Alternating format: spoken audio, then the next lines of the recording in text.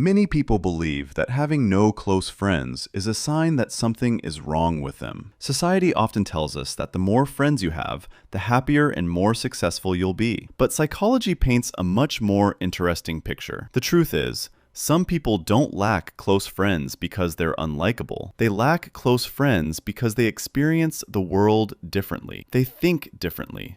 They connect differently. And sometimes, the very qualities that make them rare can also make it harder to find people who truly understand them. If you've ever looked around and wondered why everyone else seems to have a tight circle while you feel alone, this video might give you a completely different perspective. Here are 5 rare traits you probably have if you don't have any close friends. Number 1, you value depth over quantity. One of the most common traits among people with very few close relationships is that they have unusually high standards for connection. Research in psychology suggests that people differ greatly in how much emotional depth they need from relationships. While some people enjoy casual friendships and large social circles, others crave meaningful conversations, honesty, and genuine understanding. If you're someone who feels exhausted by small talk and disconnected by surface-level interactions, you may naturally reject relationships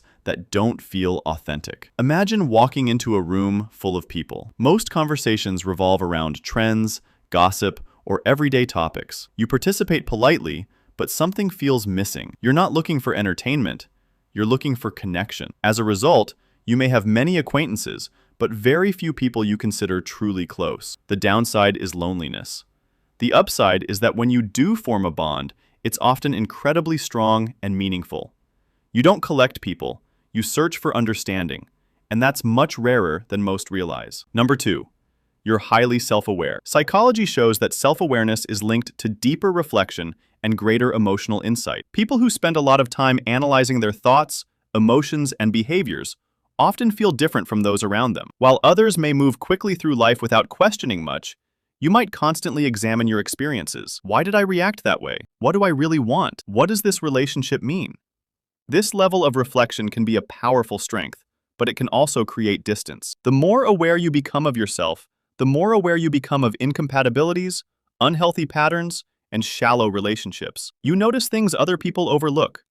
You notice when someone isn't being genuine. You notice when conversations lack sincerity. You notice when a friendship only exists out of convenience. As a result, you may quietly drift away from people who don't align with your values. From the outside, it may look like isolation, but in reality, it often reflects a commitment to authenticity. Research indicates that challenging life experiences can accelerate emotional maturity. People who had to solve problems alone, take responsibility early, or navigate difficulties without much support often develop a strong sense of independence. The problem is that independence can become so natural that relying on others feels uncomfortable. You learn how to handle things yourself. You stop expecting help. You become your own source of motivation and comfort. Over time, this creates a strange situation. You may be surrounded by people, yet rarely feel the need to depend on anyone. Others assume you're doing fine because you appear capable. Meanwhile, you carry everything alone. This doesn't mean you don't want connection.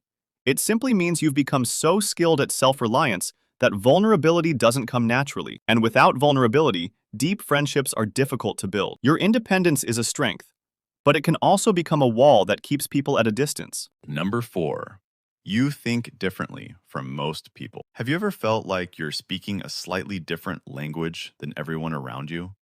Not literally, but mentally. Research suggests that people with unique interests, unconventional perspectives, or strong intellectual curiosity often experience social disconnect. You may find yourself fascinated by psychology, philosophy, science, creativity, or questions that most people rarely discuss. While others enjoy fitting in, you naturally gravitate toward understanding deeper patterns. This can make everyday conversations feel frustrating. You often think beyond what's happening and become interested in why it's happening. You seek meaning.